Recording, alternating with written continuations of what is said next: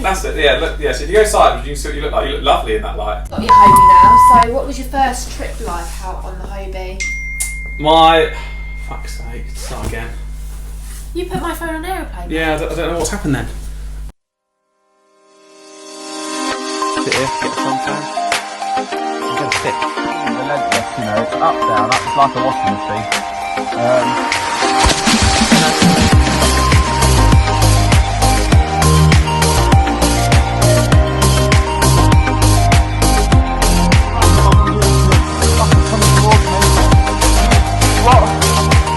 One of my back now. I've seen it. It feels like it's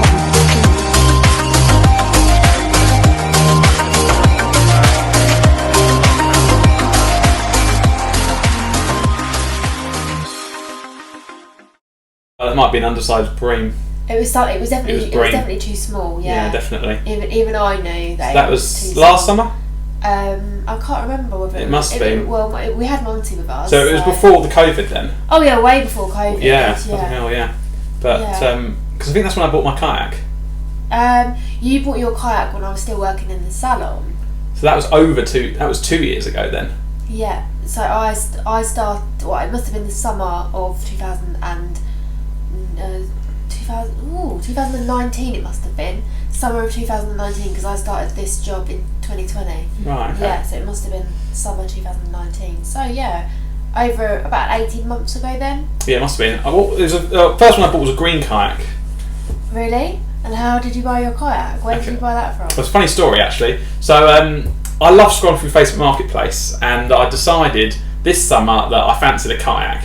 Not particularly to do much serious fishing in, but I'd seen the sea pretty flat, and I thought I'd really like to go out on one of those. I was scrolling through Facebook Marketplace, not particularly looking for kayaks, just looking for anything. And this green kayak came up. We'll put that in the picture now, so you'll be able to see it now. And that green kayak I found for £150. It had one rod holder on it and nothing else really, and I didn't really know what I was doing. But anyway, the lady lived a couple of minutes down the road, so I went and bought it for £150. And I remember it. I didn't at the time. I still got the minivan I've got, and I didn't really think about how I was going to get it in the car. Luckily, it was only 9 foot, and I didn't realise that you should be fishing with 13-foot kayaks, really, sort of plus 10-foot to 13-foot kayaks in the ocean. But this kayak cab was only 9 foot, and luckily it fitted in my minivan just about. I had Monty in there, going mad. He must have only been a puppy then. Yeah, he was. He would have been a puppy. Yeah, maybe like 3 or 4 months old, I suppose. And anyway, so I got it in the car and managed it. I gave the lady the money. It looked fine. And I remembered I drove to my nan's. And when I got to my nan's, I opened the boot and I pulled the kayak out. And the picture you've just seen, that was at my nan's, and it was lying on the floor.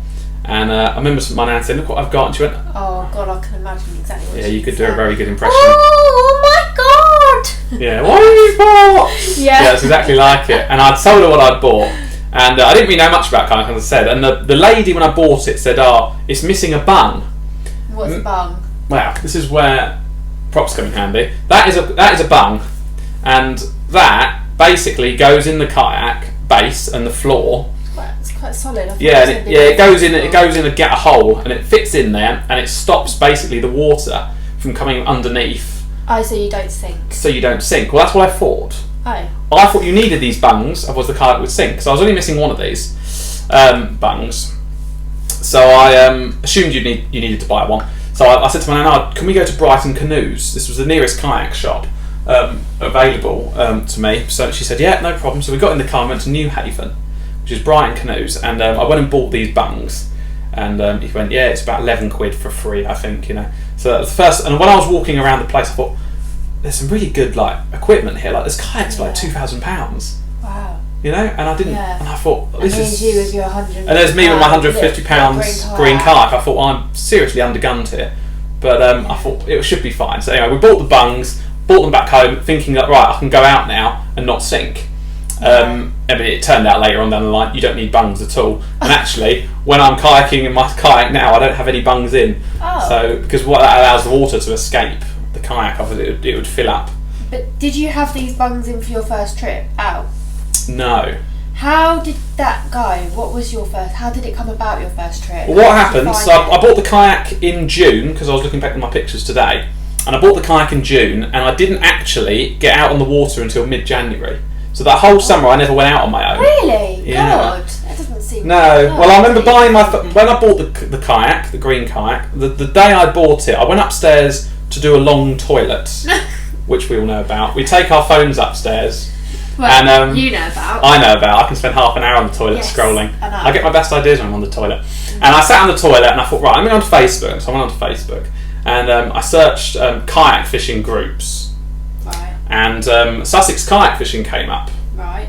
And I thought, oh, Sussex, great. I live in Eastbourne. This is perfect. So I joined them. I put a picture of my kayak on there. I went, what's the model? Can anyone tell me anything? And they all went, welcome, very welcoming. Oh, what's the length of it? No, it's about 9 foot. Right. And then everyone sort of said, oh, you sort of need 10 or 11 foot of the ocean. Oh, here we go. I thought, but me being me, it will do. Who cares? Yeah. It will float and it'll be fine. So that was that. Sort of forgot about it probably for 3 months. It sat out in the decking, didn't it? Yeah, I suppose it did. I don't remember back then, to be honest. It's been so long. Yeah, it's such a long time. I remember it sat on the decking, and that was the first year I did sold Christmas trees as well. Yeah. And it lied against Christmas trees. Of course, yeah, I remember that. Yeah. So what happened was a group came up on an event. So basically with this event came up in Shoreham by Sea, and I said, yeah, I want to go. And Gary Willis messaged me with some help. Very useful chat, and he said, yeah, you're going to need an anchor trolley, and I didn't know what one of these was at this point. And that was so that you could anchor your kayak in one place. So he said, right, yeah, sent me a link on eBay, buy this anchor trolley. So I bought this anchor trolley, and he said, right, come over to mine a few days before, and we'll set it up. So I took it over to Gary's house, which is probably about 15 minutes away from me, and he very kindly set up this anchor trolley for me the day before we went out. So he set himself up, nice. had a little look at it, and he said, yeah, it's all right, It's all right. It'll do. Yeah, I remember the funny thing was really funny actually. He said, oh, so you've been out on it yet? And I said, oh no. And he said to me, oh, so you don't know if it floats yet then? And I went, what do you mean it might not float? He went, well, I'm sure it's going to be okay, but oh, God. you haven't been out on it yet. And I was like, Did you have God, all your other gear by this point? No, well at this point, about a week before, Gary also messaged me and we were talking. He said, you're going to need a dry suit. It being January, it's freezing cold, you're going to need a dry suit. So I spent, I think, £320 on a dry suit. I remember being annoyed that you'd spend that amount of money on something. Yeah, I had. Fishing. And the day before I ordered this new dry suit, I was looking at a dry suit I was going to go and pick up in Winchelsea. It was £90 second hand. I'm so pleased I didn't go and buy it because it would have been such the wrong item. There'll be a picture come up now of this black one. Yep, there it is. So that one was, I was going to buy that for £90, and I thought, do you know what? Safety's one. Get the good stuff. Get the good one, yeah. So I thought, I messaged the guy and said, don't worry, I'm going to go for a brand new one. And I ordered it on, I can't remember the company, I bought it off of wetsuits.com or something like that. And so I bought this dry suit, £320, double the price of the kayak, and the rest. Yeah. And do you remember we got it home and I couldn't get it on? Oh, that's so funny. I had to help you. Yeah. It's because of the feet as well. Have the weird welly latex feet. Yeah. Yeah, it was very odd. Yeah, it was the strangest way to get into this dry suit, but we managed it, didn't we? Well, yeah, kind of. Sort of. I got into the dry suit anyway, and the next day we went out, and we went out to Shoreham. Definitely didn't go. Not you, me and Gary. So this was all before COVID when you were allowed. Was it just the two of you? No, there was. I think there was about 6 of us. So it was a good turnout. We haven't had one of them since, for obvious reasons. But this was all before COVID, and I went over to his house really early in the morning, about 5:30, 6 a.m. And I loaded my green kayak into his van, and off we went. Yeah. We remember getting there, and he said, about 5 minutes before we got to Shoreham, he said, do you mind just going on XC Weather, which is where you check the wind? And he said, tell me, what colour is it? And I said, it's yellow, or is it green? I think it was green, actually. And when it goes blue, which is fantastic, low winds, green where it can be okay depending on the wind direction, then yellow is like a bit of a no-go, and then it's orange, red, and then really red. And they're stormy conditions. Really red, so you don't go. No. So the dark blue to light blue is perfect, and then whatever. I'm going to babble on about winds, but it had gone up to yellow, and being my first trip, I was a bit nervous already, and the wind had picked up. The good thing about Shoreham is there's a river there, River Ada, Oh yeah, I remember you saying this brief, kind of. Yeah, so anyway, we got there, we set up, and there's a picture there coming up now. That's my kayak all set up. Totally not prepared, as you can see. So we set out Shoreham by Sea, and we started to go, past the harbour wall, and it just started getting choppier and choppier. Oh. Yeah, I wasn't the only newbie there. There was a chap called Barry, and he had bought a slightly better kayak than me with a rudder, and he was going out, and he was going, oh, it's a bit choppy. And What's a rudder? So a rudder at the back of the kayak, you control the direction Oh, of the I boat. know. Yes, I do know. Yeah, so you've got a little thing. Some people use pedals to control the rudder at the back, but I use a rudder now on my new kayak, but we'll get into that a bit later on. So yeah, we got to the harbour mouth, and it was churning and churning. Thinking about it now, with my new kayak, I would probably have gone out in it.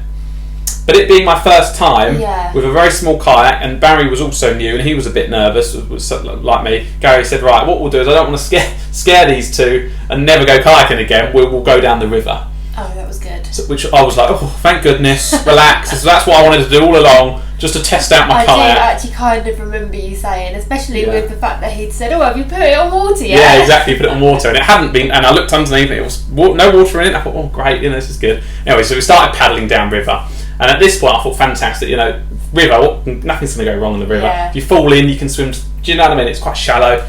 It'd be good to practice my anchoring, because I hadn't practiced my anchoring before.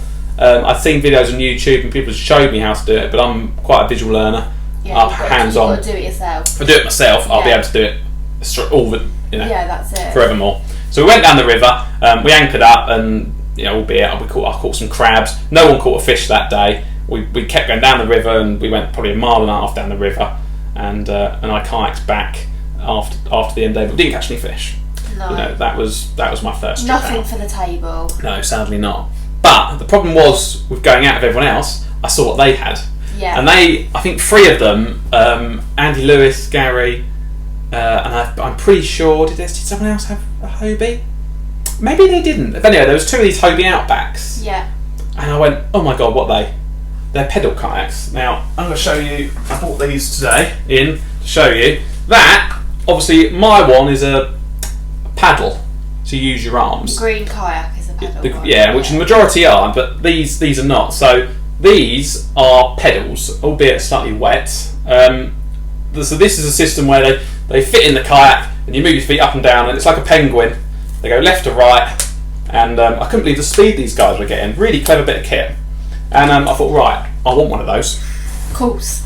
Of course I wanted one. Of course. Anyway, Gary turned around and said to me, yeah, they're about $2 grand new, $2.5 grand, $3 grand. I was like, I don't care, I want one. I saw these and I thought, this is a bit of me. I can.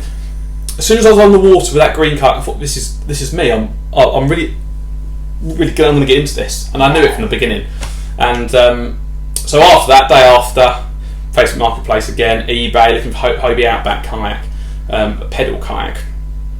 And did it take you very long to find one? Well, it's funny you should say that. I remember it was probably not. I'd commented on a post and said, "Oh, I'm desperate. I'm looking for a Hobie Outback." And that's what I'm looking for, because someone was talking about kayaks. I went, "Oh, I'm definitely getting one of these." And Andy Lewis, who went out with us, messaged me and said, "I'm selling mine. I've got my back's hurting for it, and I need to go back into." Using a paddle. The legs aren't not very good for my back. And I said, perfect, I'll buy it off you. So he sent me some pictures and stuff like that, and you'll see some pictures there of his Hobie Outback. And he sent me them over. I said, yeah, fantastic, I'll buy it. He did me a really good deal actually. It had rod holders on it already, didn't he? It had an anchor trolley. Didn't do very much to it. It had a nice seat, it had the pedals, and it didn't need to do anything to it. So I thought, yeah, fantastic. Yeah. So I bought that. I went over with you. Yeah, I remember taking the dog around the block. Yeah, we went to towards Brighton, didn't we? And I think your brother was with us. Yeah, I do kind of. And I think that was just me going to go. I checked it out. I think you were looking at it that day. Yeah. I think you took the pedals home actually. Yeah, I did, because I'd shook his hand and said, yeah, I'll happily have it. And I took the pedals home and a couple of other bits. Yeah, and you transferred him a little bit of cash. I transferred him some cash, some actually could that day, and he said, I'll deliver it to you. Oh yeah, that's right. I remember him bringing his daughter and showing the chicken. Yeah, that's it. Because I couldn't put it on top of my car. No. Because I didn't have anything. a roof rack at the time. No. And it wouldn't quite fit in my car without keeping the boot open. Especially not with us in the car either. Yeah, this is it. So Andy was like, no, I'll deliver it to you. That's going to be the better option. I thought, fantastic, that's great. And he delivered it about a week before, and that was that really. Really, that was. He put it on again. There's another picture here of my Hobie kayak and the green one on the decking side by side. I couldn't believe the size of this thing. It was so much longer, so much better. And when I sat in it, I thought, oh, fantastic! This is what it's all about. Yeah. You know, it really, really did. And since then, I haven't really looked back. I would 100% always go for a Hobie now. The speed you get out of it's fantastic, and it really is perfect. So now you've got your Hobie, so tell me about your first trip out. So my first trip out, I'll just go a little bit back because I had to build, again, Gary helped me out with this one, he's helped me out a lot. Had to build the roof rack. So otherwise I'm going to get it in my car. So when I bought my Hobie, Gary said, right, well, you need to come back over to my house and I'm going to build you the roof rack. He said, get a few of these bits and bobs and I will build you the roof rack. So I got the bits he told me to get. He had some flagpoles from work or whatever, and I headed over there. So when I got to his, we built the roof rack on top of my car, drilled through the roof rack, we bolted things together, we put the wheels on the back so it was easy to load onto the top of the van. And that was that. Fantastic. Cheers, Gary, mate. Fantastic. Right, let's go out in 2 weeks' time or whatever. You were eager to get on. Really keen to get out and do my first Hobie trip. Yeah, exactly. And to get out on the sea too. To get out on the sea properly, because I still haven't been out on the sea yet. Really, that's so true. I've just been out on the river. Yeah. So God, I bought this I spent nearly $2 and a bit grand on getting everything ready. Probably nearly £3,000 on all my kit. Hadn't even been out on the sea. I could get really seasick for all I know. And I had been really seasick in a trip in shark fishing in Portugal when I was a child. I was so ill, maybe 6 or 7 times. You were fine on the North Sea when we went. Yeah, I was fine at Friday that time, so I thought I'd be fine. Yeah. Anyway, so we'd said, let's go. And I'd gone for a walk that morning, and I was with you. And I'd said, oh, it looks flat enough to go out today. So I text Gary and said, oh, by the way, Matt, I said, if you're free, I'm really keen to get out. I'd love to, even if it was a summer, so late evenings, didn't get dark till 10. I said, I'd really like to get out. And he went, yeah, okay, what's it like? And I said, well, I went for a walk this morning and to me it looks perfect, looks fine, looks calm. XC Weather said it was in the blue. Yeah. So I thought, lovely. Anyway, he went, yeah, perfect. We'll meet in the Sovereign car park down at Langley Point. Be there for, 5 or whatever it was. And that's what we did. So we met up and he went, as soon as I got out of the car, he went, you sure it was flat today? And in Sovereign car park, the centre car park, you can't see the sea from there. So he hadn't seen the sea as of yet.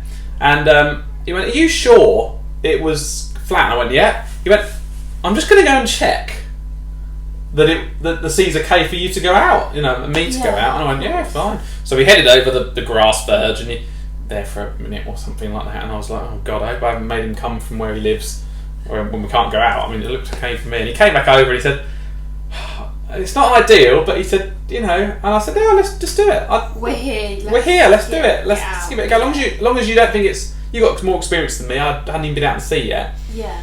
I said, well, if you think it's relatively safe and, it might be uncomfortable bubbling up and down, but I don't mind that as long as you think it's safe. He went, yeah, it's safe. So we went out and I didn't realise how heavy the Hobies were. Oh my goodness. Dragging it on the beach and dragging it back up. My goodness. You need a winch. But I just had to get some extra muscle for that. But yeah, we went out and we didn't anchor far out. It was late in the evening anyway. The time we'd anchored was probably 6 o'clock. So we only had a couple of hours. So Gary said, let's just go out 500-600 yards and we'll anchor up and we'll just try and catch some fish. And I remember there's some pictures coming up now. So there's a dab there. And that's all I took a picture of. I think there's a whiting and there's me on the water, me saying hi to Gary. And I think Gary had some flounders as well, maybe even some plaice and some whiting, but it was good just to get out.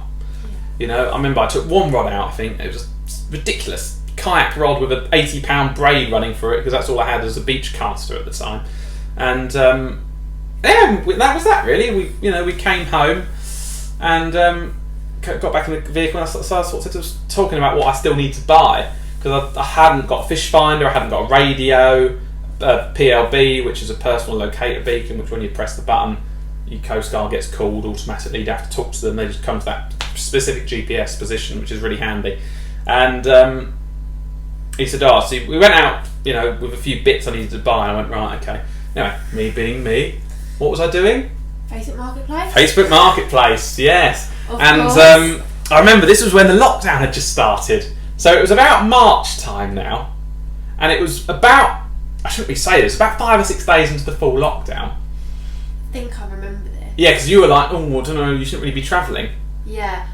Wait, did you get this on the train? Well, I took my, I don't really want to say who I work for, but I took my key worker jacket in case anyone stopped me. And I remember meeting the guy at Amberley Station, just after Pulborough.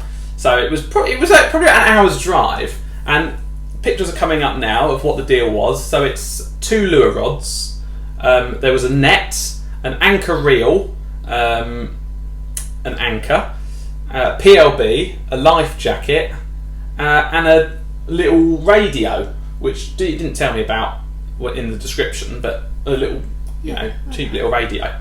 Anyway, so this was the little radio which came with it, not waterproof, so really quite useless if you fall in, but it's done its time now. It's starting to die on me a little bit. You can look at the battery where it charged, you can see it's going a bit funny.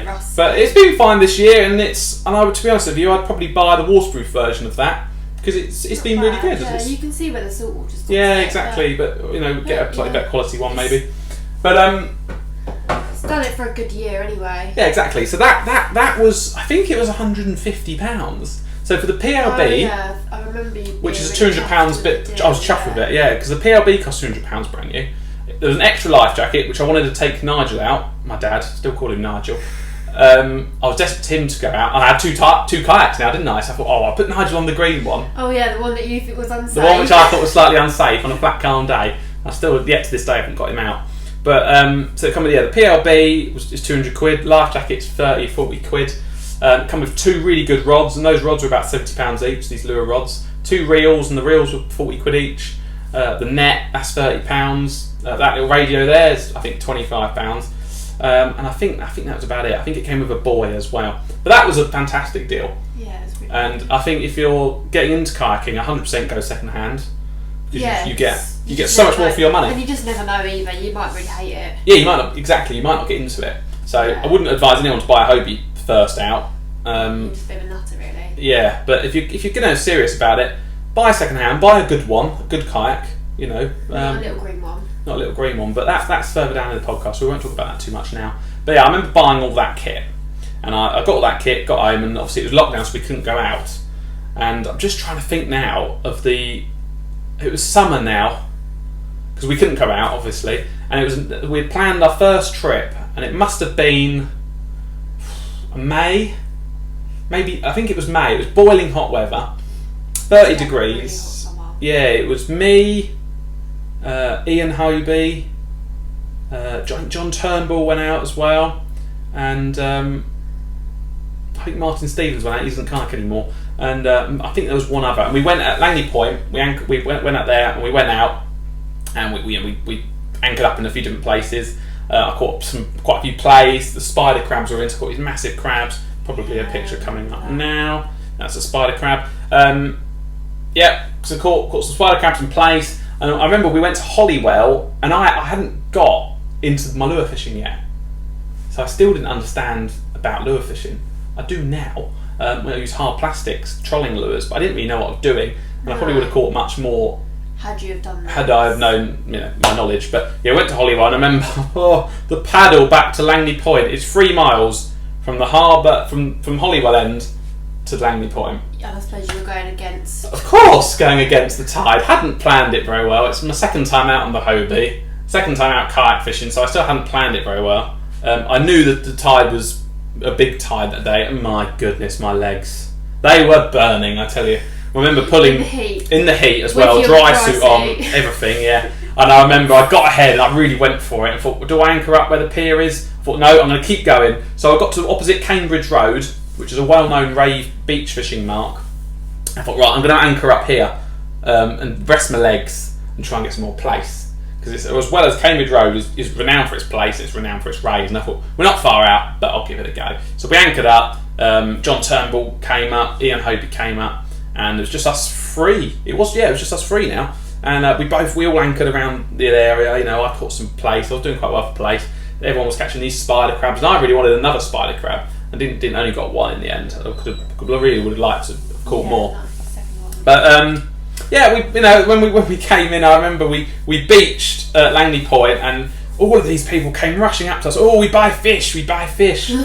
No, we haven't caught very many fish. Ian's got a few mackerel, but he's taking those home. You know, He wants them for the table. he wants them for the table. And everyone would have paid. You know, if I'd caught loads more, I probably would have, pound of mackerel and paid for my fishing bait or something. But so that was one time going out, and that was that. The turning point for me again was when I went and bought more Gear. Facebook Marketplace gear. Yeah. Amazing deal came up again towards Littlehampton.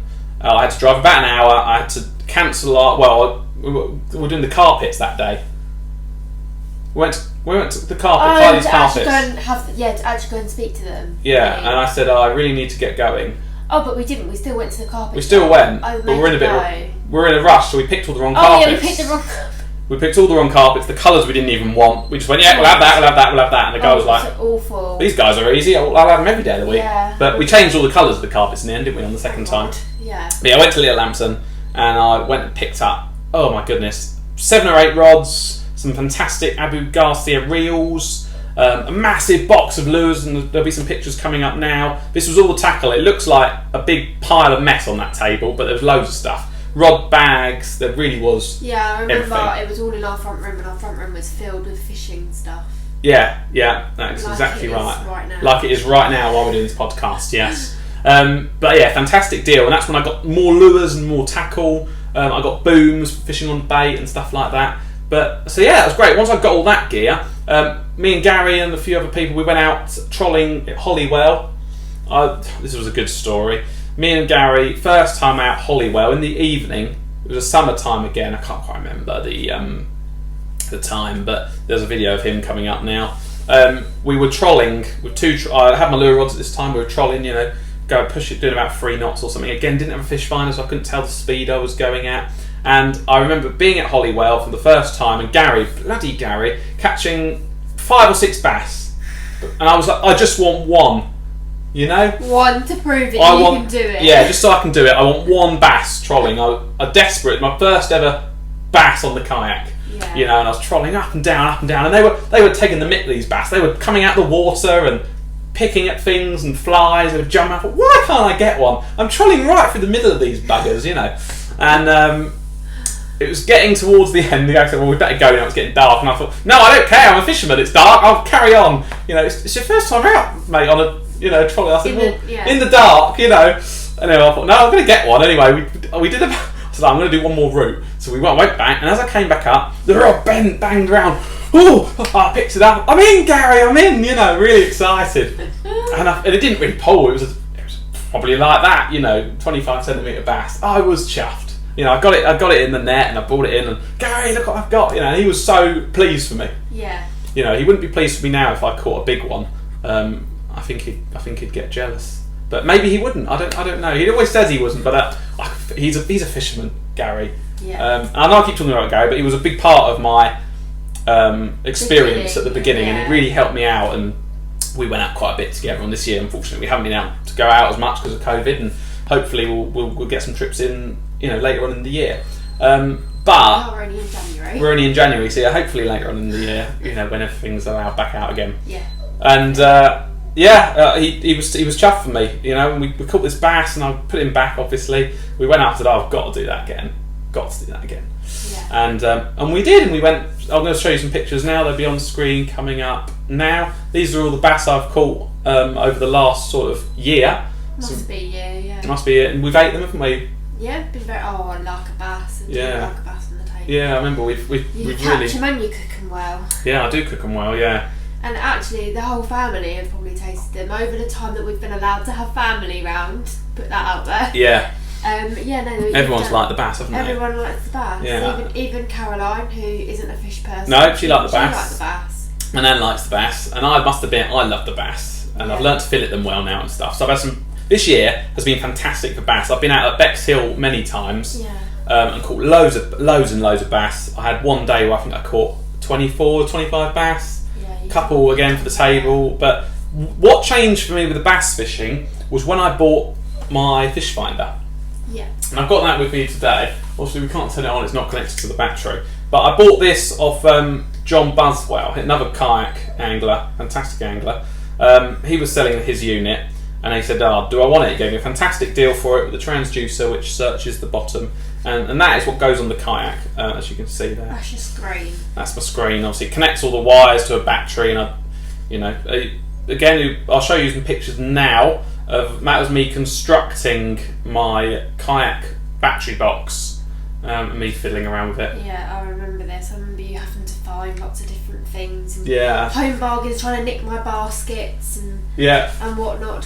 For my kayak, don't care, they're my baskets. Yeah, I had to buy a few extra bits, didn't I? You definitely did. But that kayak, that fish finder was an absolute ball changer for me, because it came with John Buswell. He'd already mapped out the reef. He'd done it all, yeah. At Bexhill. So all I had to do was waypoint it, right, off I go, troll over it, happy days. Yeah. I can see exactly where I'm going, It's quite handy, very, from a local guy. Very handy. Yeah. So that was what contributed to my bass success. Haven't caught any real big ones, I think the biggest bass I think I caught was definitely at Hollywell in Eastbourne, and I think it was about 61 centimetres from memory. It fit in the tin. Yeah, it was about 61 centimetres. It probably overflowed the tin a bit. Yeah, probably only about £4, but this year I really want to get some sort of 5-6 pounders, but we'll talk about that later on in the video, my 21 targets. And so that was a big game changer. And after that, I remember my first time out. What do you mean your first time out? On my own. Oh, on your own, yeah, I wasn't happy about this. No, you weren't, were you? Go ahead then, your first time out. So the first time I went out, it was the morning, and I had looked at the weather, and it had looked okay. Not good, but okay. Yeah. I remember going there and thinking, it doesn't look amazing. Had you told me that you were going on your own or not? No. No, I don't think you told us. No, I said to you where I was going, so you knew where I was, but I had not told you I was on my own. No, I probably wouldn't have let you go. No. When I went on my own for the first time, it was rough-ish. But the thing is with kayaking, there's a lot of prep work which goes into it. Yeah. You put the roof on, you put the kayak on the car, all your gear in. Yeah, and you've done all that. And when you're there, you think, it's such a heart pull on, you really tugs on your heart when you can't go out. Well, yeah. So I thought, no, I will go out. It's not dangerous. There were some swimmers out there as well. So if swimmers are out there, it can't be that bad. Yeah. And I went out there. Video coming up now. You'll see that kayak rocking everywhere. I was out for about 20 minutes and I called it and I said, no, this is not safe. I'm not being an idiot. I'm not being one of the statistics. Anyway, so that's that video. And I called that a day. And you came home. I came home. With nothing. With nothing, obviously. But I don't count that in my fishing tripping. I've never, in my opinion, I've never blanked on a proper kayak trip where you actually get the day to fish. I've never blanked. Always caught fish. Yeah. But the second time I went out on my own, proper day, this one, I think it was a couple of weeks later. It must have been June. I think it was May, June, something like that. And the smooth hounds were out, and I was desperate to catch a damn smooth hound. Do you remember me talking about it? Not really, I'm not gonna lie. No. It was probably one of those things that you kept going on about, and I just kept saying, oh yeah. Don't know what they are, but really, yeah. Again, got to Eastbourne at Hollywell. I thought, right, I'm gonna get a damn smooth hound today. It's on my list. I remember I said in my video. I did a YouTube video. I remember actually. Now you say that, I remember you listing a few fish that you wanted. My listing on this day, I wanted a bass, I wanted a sole, I wanted a ray, and a hound. Was there a fifth? I don't think there was a fifth. I think there probably was, but we won't. No, it was Dover sole, a ray, a smooth hound, a bass, and it must have been another one. I can't remember, but those were the four. Yeah. So my top priority, and I went out on my own. Caught a bass straight away, and I kept on trolling. And I thought, in my head, I wanted a smooth hound. You're not going to get a smooth hound trolling lures. It's not going to happen. You're going to catch bass. Problem is with bass fishing, my goodness, how addictive is it? Yeah. When you're catching, as a fisherman, it's very difficult to change. To stop. Cool. I'm catching fish. Why would I stop and go and do something else? I'm catching. I make hay when the sun shines, but it's not quite like that. I'd already caught my one bass, and I thought, well, I need to go anchor up. So I headed out about a mile out. Perfect day, beautiful day, really flat calm. Perfect day for when you're on your own. Tides weren't too big either, but there was going to be a bit of run. So I went out, anchored out. 20 minutes later, got my smooth hound. Here's the video of it now. I have a smooth hound. I'm absolutely chuffed. Got these spawned today. Not big. I was absolutely chuffed. Trip. Yeah, you might be able to just about hear the audio in that. But yeah, I was so chuffed with that. I remember ringing my dad. I think I rang you. You probably did. I was probably at work. Or maybe, I sent you a picture. In the garden. I definitely sent you a picture. But I rang my dad and said, "Oh, Dad, I've had my first smooth hound. I'm absolutely chuffed. I'm buzzing. Like, you need to buy a kayak." Still trying to get him to buy a kayak to this very day. He won't buy one. No. And yeah, that was that. Yeah, absolutely dead chuffed with that. That was ticked off. Never had one before. So now not had one since. But I will do. It's not the season at the moment, obviously. Yeah, no. And with lockdowns and stuff, we've just not been able to get out as much as I would have hoped. Hopefully this summer you'll be able to. Yeah, hopefully. But it's been a great year for bass. I've had my first sea bream as well. I've also caught my first dogfish, which is coming up now. That was a trip really recently. I was going to say that was recent. Yeah, I also caught about 100 whiting as well, and there was about 20 there that day.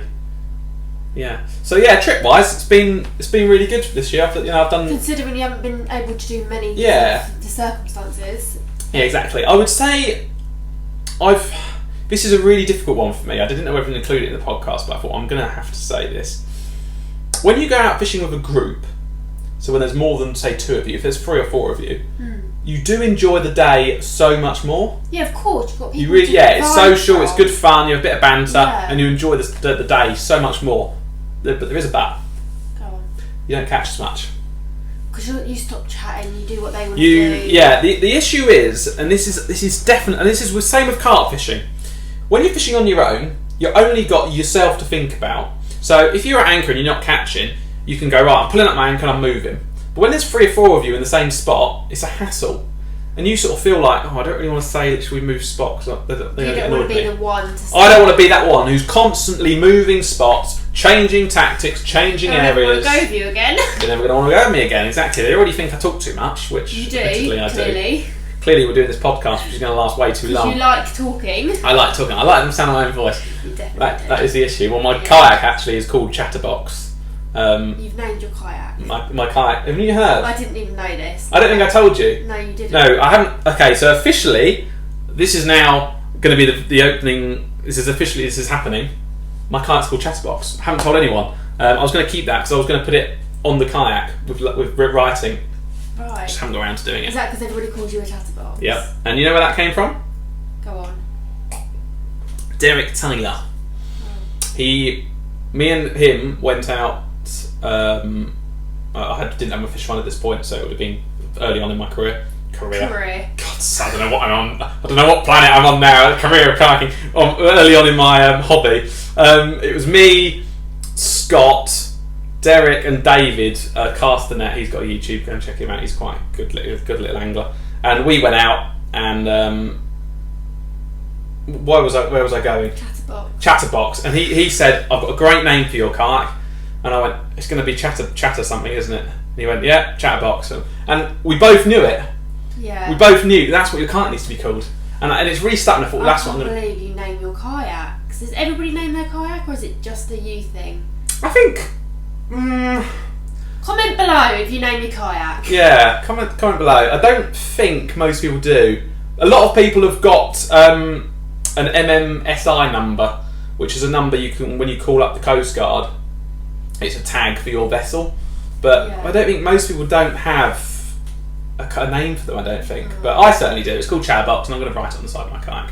Very nice. Definitely. Obviously, I got annoyed with you because the kayaks were all out on the decking, and I just was so fed up with that. So why don't you tell everybody about what you did and where the kayaks now live, where Chatterbox now lives? Okay, well, Chatterbox now actually lives by the side of the driveway, all locked up.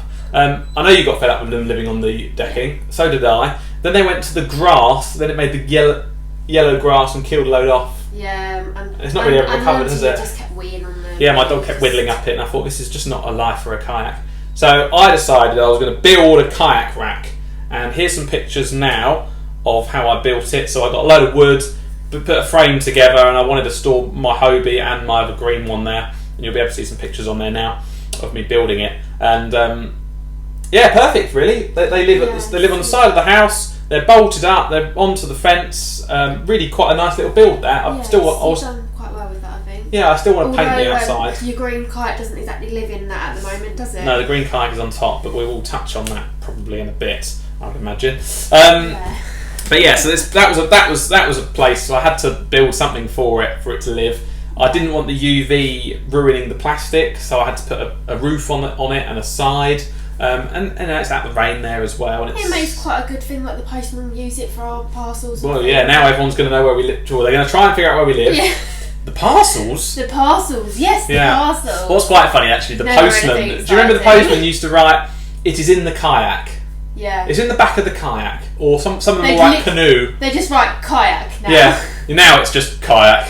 He's so annoyed. Yeah, we just have a parcel every day, but it's never anything. It's like really, he should just write K. Yeah. Because we know where it's going to be. Yeah, you know where it is. Yeah, perfect place for it though. No, it's good. Yeah. When we get a new delivery man, they stick it behind the bins and we don't know it's there for about 3 weeks. Yeah, that's it. And that has happened. Well, say 3 weeks. Until the bin man. A couple of days, yeah. I've pulled the bin out. Oh, there's a package here. Oh, why didn't they put it in the kayak? Yeah, exactly. But they're stored there now. Yeah. And yeah. No, I think you've done well with that then. Yeah, exactly. So, what actually made you get into why fishing? Do you prefer it to sea fishing, beach fishing, or? When I moved down to Eastbourne, because we're both from London, aren't we? We are. When I moved from Eastbourne, I've always done a bit of sea fishing. My nan's always lived down here, and I've always really enjoyed sea fishing. Yeah. From the beach. Yeah, you always did well with your mackerel. Yeah, exactly. Mackerel, I did well, but that's. Your nan always had a full freezer of mackerel. She did 50 plus. But I didn't catch much on bait. I used to catch a few whiting, a few plays, a couple of bass, but nothing. Yeah, no. Didn't really used to catch much. And I thought, getting out of a boat would be great. Getting the distance and I looked into buying a boat. When you bought your green kayak, did you think that it was going to go this far? Absolutely not. No. I didn't realise how serious you can do kayak fishing.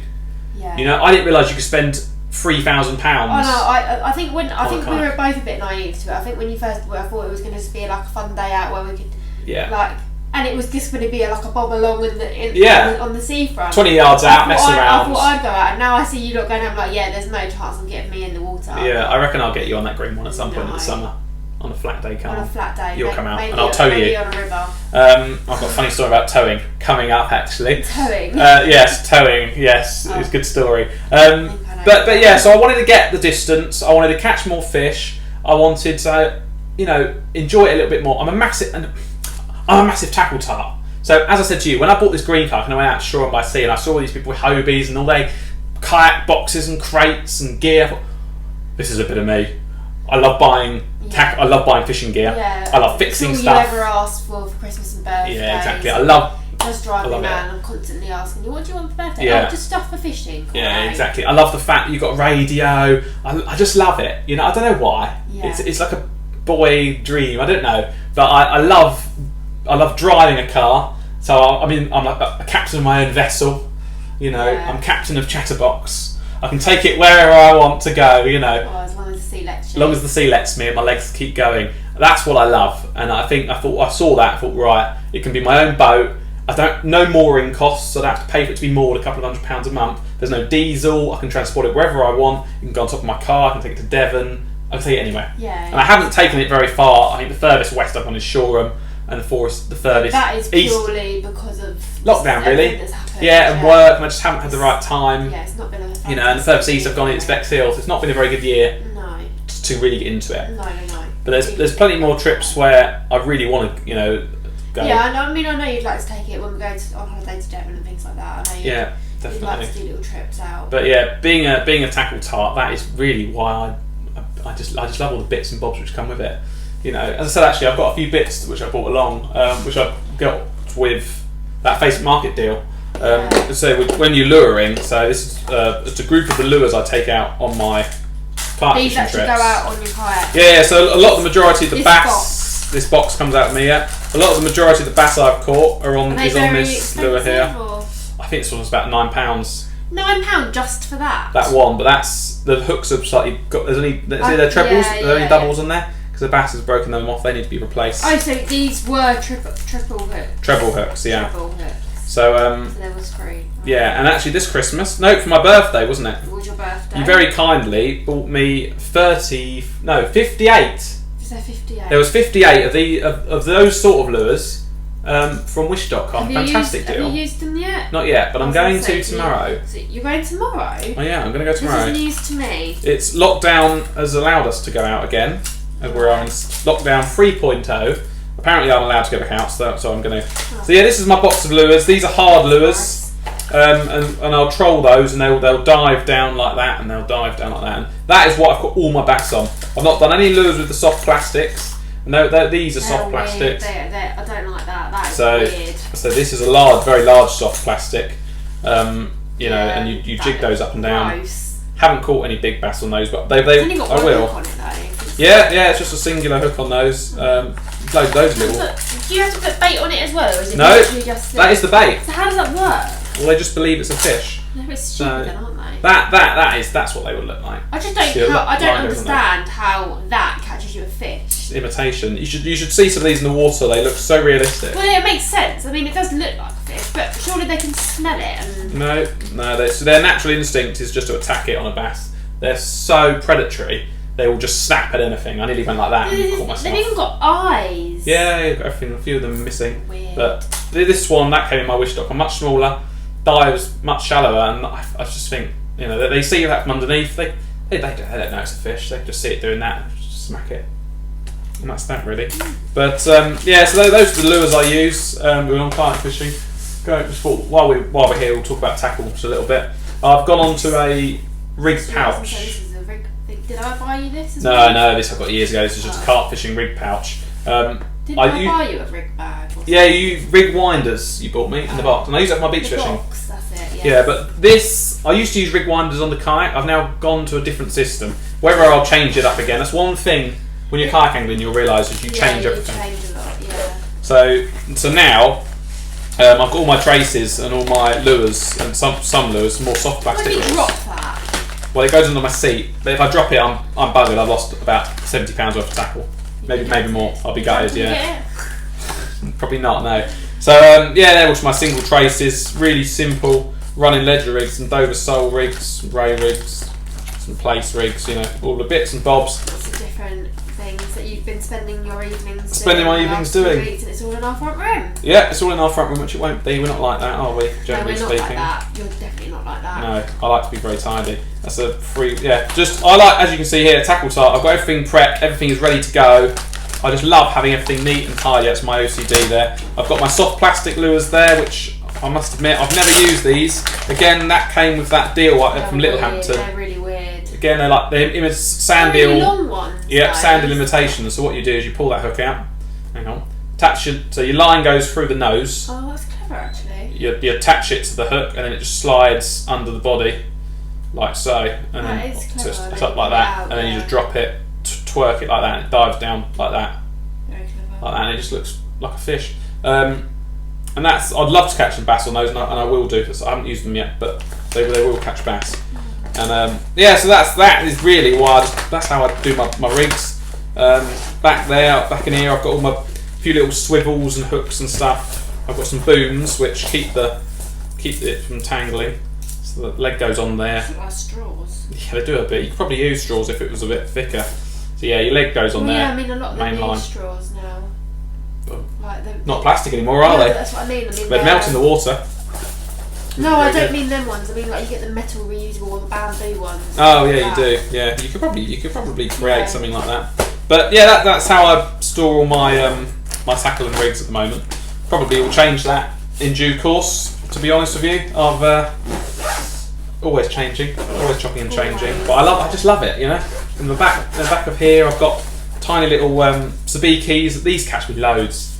those little They're things. like mackerel feathers. Yeah, they're mackerel feathers, but they're only size 16 hook, and they'll catch little bream, herring, mackerel. Oh, okay, so you don't just catch mackerel with them. No, you catch herring. I've caught bass on those, bream, gurnards. Everything on those. Everything will take those. They're fantastic. Just if you're really struggling, get a little weight, put them on, and just bounce it up and down and see what's down there. Everything will take those. Cod feathers, not use those. Not many cod down here, as we know. No, I'd quite like to catch a nice one. Yes, I know you would, darling. Oh, Yeah, you always tell me, get a cod. Just get a cod. yeah, just bring one. If only it was that easy, I'd be very happy. It's not very easy. No. I have never caught a cod. Well, I've caught codling, tiny little things back in the day, but in the North Sea. yeah, you did in Filey. Yeah. Filey Bay, you caught the biggest fish of the day, and it was a nice cod. That Yeah. delicious, wasn't it? It was my one and only fish when I went to sleep. Really, It was awful. yeah, really nice. Yeah, you got very seasick, but Yeah. so that was it really. And another thing was kayaking is just fantastic exercise. Yeah. You know, I do bodybuilding as it is, and lockdown had happened as well. And the reason why I wanted to get out as much was to train my legs. Hate training legs at the gym. So going out on the kayak and using the pedal system, I'd be training my legs and not really thinking about it either. No, And actually, they look quite good. You go up and down. Yeah. My calves have got bigger. They do look. My legs look much better. I've noticed. Well, you should notice. I certainly have. I'm always on looking in the mirror. Obviously. Yeah, exactly. Vanity. Yeah, that's it. And with beach fishing, you meet mates and stuff through beach fishing and Facebook groups and stuff. But kayaking, then I've met some really good mates, and one of them's Ryan Norris. He's funny that really, because it kind of brings us on to the next bit of the podcast, really, doesn't it? Does it? Well, yeah, as to how people would. Oh yeah. How people would get into it? How would people get into it? What would your recommendations be for Getting into kayaking? people Well, wanting to do it? I will talk about me and Ryan and the whole story. There's a big story with me and Ryan. We're really good mates now, and he's going to be a mate for life. I can feel it. Yeah. When you just meet someone and you just get on, you got the same vibe. You know, we're just going to get on, live down the road, and it's good. It's really nice. Swear Ryan's gonna turn around and be like, "You're not my mate." Yeah, Ryan will go, sorry mate, no, we just got kayaking together. You're bloody annoying. You talk too much. You tell me what to do, and we don't catch very much when you're there. But No, I'm just using you for your driveway. Yeah. Actually, that's funny you should say that. Yeah, his kayak's also stored at my house. How do we get into it? Well, Ryan joined Sussex Kayak Fishing Group, which is the group I'm on and do a lot of my kayaking events through and stuff like that, and meet people. And he lived locally to me, and he was asking questions about how to get into it. I think this is top of my head. It's a bit vague, but this is how roughly I think it went. I remember messaging him and helping him out with questions and stuff, what kayak he should buy. And I said to him, depends what your budget is, you know. Yeah. Always buy second hand. Yeah, of course. You know, if you're just starting kayaking, you need to buy second hand, because one, it's so much cheaper buying second hand. So you won't if you don't like the hobby, you go out a few times and go, it's not for me, you'll lose no money. Yeah, because you can just sell it. You just sell it for the exact same price you bought it for. They keep the value, kayaks, especially certain brands, Hobies, Ocean Prowlers, Viking kayaks. They all keep their value. They just do not move. My Hobie, it'll probably be worth more now because lockdown has happened. The demand's gone up. Mine's probably gone up in value, which is crazy, but it probably has. I'd never sell it, but it probably has. So yeah, he was messaging me about kayaks, and I said, you've got to go second hand. And he sent me loads of these kayaks, and he sent me this one. It was a Mochen 12.5, so it's 12.5 foot long, blue Mochen. And I said, and he put it on a message on Sussex Kayak Fishing Group, is this any good? And a few people said they're very difficult to get back into if you fall out, and you know, they're not amazing. But you know, Ryan bought it. You know, Ryan went for it, 'cause it had a few other bits. It had a life jacket with it, an anchor trolley, it had a few other little bits and bobs. And I can't remember where he picked it up from. But yeah, he bought it, and he got it, and I went over there when he bought it the day after he had bought it, and he showed me it, and he was quite excited about it. You know, I was excited to show him the ropes. Did it have pedals, or was it a No, it's a paddle one. Yeah, So this was a paddle one, and obviously he hadn't been out yet, so he hadn't seen my Hobie. Of course. He hadn't had my experience of, oh my god, I want that. there's pedal kayaks. Yeah. And I want one of those. You know. Yeah, that's exactly what you did. And you're like a magpie in the fishing world. yeah, well, it's a similar Ryan story really. he went out on his own, I think, with his partner, watching him on the beach, and he said he felt quite stable, not too bad. And we then went out.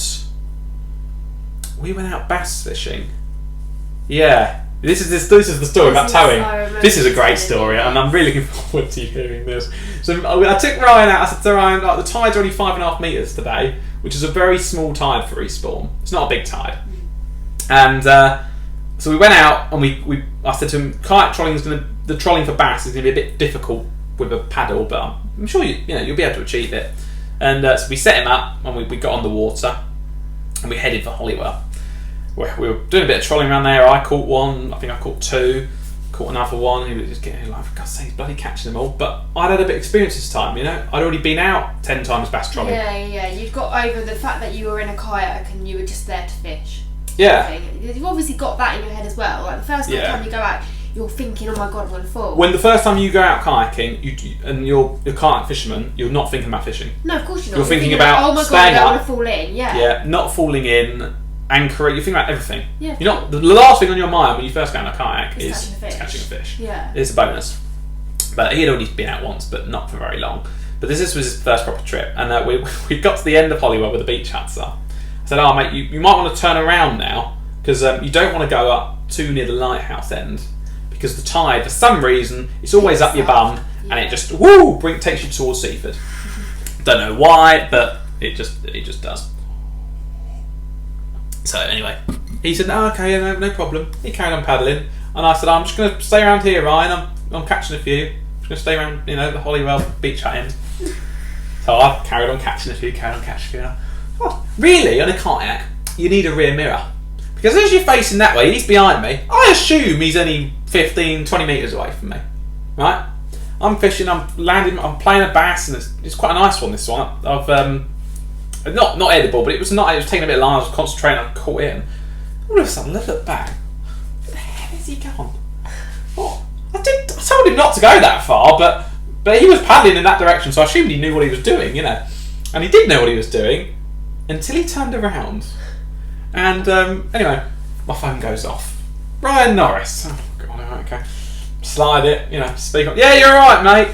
I think I might be in a little bit of trouble. Right, what's going on? Well, I'm paddling towards you, but I don't think I'm moving. I said, oh, all right, mate. I said, I'll turn around and I'll come and see what's going on. So I almost all my gear was out. I wasn't going to fit. I thought I need to get swim ready. So I went towards him. It wasn't far, to be honest. It was 5-minute paddle towards him, which is nothing really. Yeah. Got to him. I said, "Oh, you're right." I went, "Oh," he said, "My back is killing me." This kayak, the back. It was one of them soft not cotton, but soft seats. Not hard proper seat like a Hobie has. It was one of them soft seats. Doesn't keep your posture. No, it doesn't keep your posture exactly. So he said, I don't think I'm moving. I've been paddling for 10 minutes, mate, trying to catch up with you. I said, 10 minutes? He said, yeah, I haven't made any ground. I said, you probably have, but very slow. You might only be going 0.5 miles an hour. Yeah. And you look at the shoreline and you're very slowly. And you think, God, it's all that effort to move just 10 foot. The tide, it picks up there. And I said, right, I'll tell you what then. Let's establish a tow. So he undid his anchor trolley, flung me the line, tied to the back of my kayak, and I towed him from the head, basically, past Holywell, all the way back to the cars. My legs working, but I thought I'd been R&I today. I've been a hero. I've been a lifesaver, and I'll always not hold it against him, but I'll always have that. That story is always something for me. I'm going to go, oh right, do you remember that time I towed you back and saved your life? You probably didn't save his life. I didn't say, probably didn't, because he would have had to go to the shore. I was going to say, just went to shore. He would have had to wait until the tide started to go that way a bit more, and then tried it again, or walk the kayak. Yeah, walk the kayak. Something like that. Yeah. That's what would have happened. So it wouldn't have been the end of the world, but it wasn't great. Guess what happened with him? Hobie. Yeah, straight away he went, not very good for my back, this.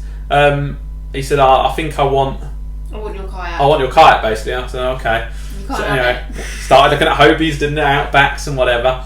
And he found one, and he sold his Mocken, as I said, sold it for what he bought it for. Yeah. And actually managed to get a few bits out of it.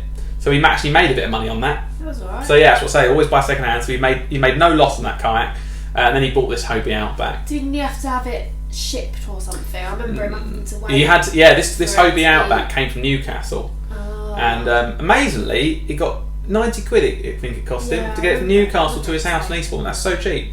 You know, that's really cheap. That's good actually. Considering it's a big hefty kayak. Yeah, exactly. Really, really cheap. And so we ordered this kayak from someone's house or whatever. And it came down. He said, and he rang me when he got it. He said, "Oh, can you come over?" He sent me a few pictures. And he went, "Oh, does it look all right to you, mate? Like, has the hauliers damaged it?" I said, "No, it looks good, mate." And I went over there the next. I came with you actually. I think. Did I feel you? like I did. Yeah, it was raining. Yes, I think you might have done them. Yeah. Yeah. I'm pretty sure I did. And I looked at his car. I went, "Oh, fantastic! It looks great, mate." And it was on his front drive. I said, "Mate," I said, "you can't leave it here." I said, "Look, I've got some kayak storage at the back of my house." Definitely was with you. You were with me. I said, let's load it on top of my car, and you can keep it at my house. My car was in the garage that day. Yeah, your Mini wasn't it? Yeah, I remember now. Yeah, I that's why remember. I was with you. Yeah, yours was in the garage. I said to him, "Look, let's get your kayak at my house. Yeah. We'll lock it up. It's safe. It's covered, and we did that. And we brought it back and we locked it up, which was fine. That was great on my big house, and that was great. We carried on chatting, and when we went out again, probably 3 weeks after, and we went trolling, and we caught some fantastic fish. And I'm going to show you a picture now of me and Ryan on the water. That was him having a fiddle with his rods, and then the next picture, which is going to show up, is me and Ryan with our 2 edible bass. Edible bass. They were for the table. They were 42 Did I centimetres get a plus. look in? Probably not. No. I think actually 2 of them are still in the freezer. Oh really? Yeah, fillets. They were, and I'll tell you what happened.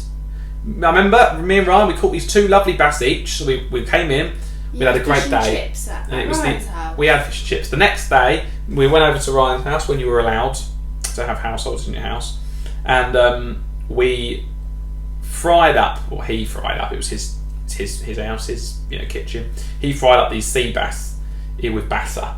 Yeah. Beautiful, absolutely. No. You wouldn't know because you weren't there. And I remember you got annoyed. I did get annoyed because I was hungry. You were hungry and you wanted something. I went, "Sorry, love. Me and Ryan needed to eat." So I remember I went down to the fish and chip shop. I bought some chips, and we had some chips and sea bass in a batter, and it was beautiful. And I still owe Ryan when he's allowed to come back over here. He needs to come over here, and I'm going to cook him a fish and chips with my bass because I've actually got those bass in the freezer. Purposely waiting until we're allowed to have them, because that was our first trip out Must have properly been about together. August time then. Yeah, and that was a sort of that was be a special time. We can share our bass together and go. That was our first bass we had out properly together, and yeah. So that really was how me and Ryan met, and we've gone out a few other times. We went out the other week to Bexhill, and I'm just trying to think it was freezing cold actually, to be fair. He was out there for about 2 hours and got really cold, and he went in and I stayed out, and I caught my first dogfish and some whiting. But that's what I say. Anyone who's a newbie, I've got a kayak beginners video on my YouTube. Go and check that out, because that really does go through literally everything. If you're a beginner, what you need to know and things like that, what you need, what you should be looking out for. Yeah. So check that out. But as a beginner, buy second hand is top tip. I've got dry throat now and my tea's running out. Buy second hand. Go onto your local kayak fishing pages on Facebook. Join those. Ask for advice. Loads of big friendly people out there. Very good. So we've been chatting for quite a while now, but before we go, what are your plans for this year? What are your plans for the future? Yeah. Well, this year, as you know, as you're my other half, you will know my plans for the future and our plans. I'm doing a lot of work, a lot of overtime, so my time off isn't, unfortunately, very extensive. No. So I'm having to work around that and do a bit after work, a bit before work, So my kayaking trips this year, doing a bit of annual leave. I've got to try and really work hard to make these trips happen. But this year, desperate to get a taupe on the kayak. It's a shark. Yeah. Sorry, really desperate to get a tope on the kayak. That will happen. I'm sure it will. Probably go to Stackpole in South Wales for that.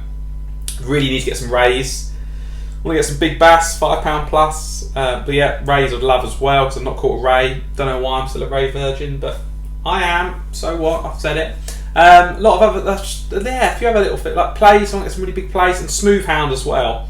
Tanner's Lane, just opposite the Isle of Wight, down towards Portsmouth. Tanner's Lane brings out amazing smooth hounds every year. When I'm sure this summer we're going to be allowed to meet up with other people. So. I'm hoping so. Hopefully everyone's hoping so for that. Yeah, so this year, providing lockdown's over and we're allowed to meet, a few households outside of the house, and we're allowed to travel. Tanner's Lane, big smooth hounds and some stingrays, but that's really what's my top priority at the moment. Lovely, very nice. Yeah. In that case, yeah. I think we both need another cup of tea because mine's gone. We'll definitely have a cup of tea, and I say thank you for watching, guys. It's been really appreciated. Thank you for Tess for doing unwillingly hosting. But funny this, isn't it? I'm the one who's created the video idea, and I said to Tess, "Can you please host it? Like you're the one who's invited me." So it's a bit confusing, but I really do hope you've enjoyed it. I certainly enjoyed it. Have you? Done okay, I suppose. Okay. More having than a chat in the back room on the sofa. Yeah, which I now have to put back. Yes. To how it should be. Normal way. But I'm a official member of the Sussex Kayak Fishing Group now as well with the hoodies. So if you're these hoodies, please wash before you wear. Blue fluff everywhere. You got your name on it as well. So if you're watching this and you're on Sussex Kayak Fishing, send Gary a message. He's one of the admins on there, or Andy. And if you want one of those, I'm sure they'll get one sorted in their next order. But if you're in Sussex and or anywhere really, you can join Sussex Kayak Fishing Group anywhere you like, and you want to get into kayak fishing, join that group and ask questions and fire away. But yeah, hope you enjoyed the podcast. It's the first of many. Probably not. I think you might have to get another host. I might have to get another host. Yeah, might have to do like a one with my dad, do kayak fishing one. Yeah, I'm sure he'll enjoy that. Yeah. So it's been great. Thank you very much.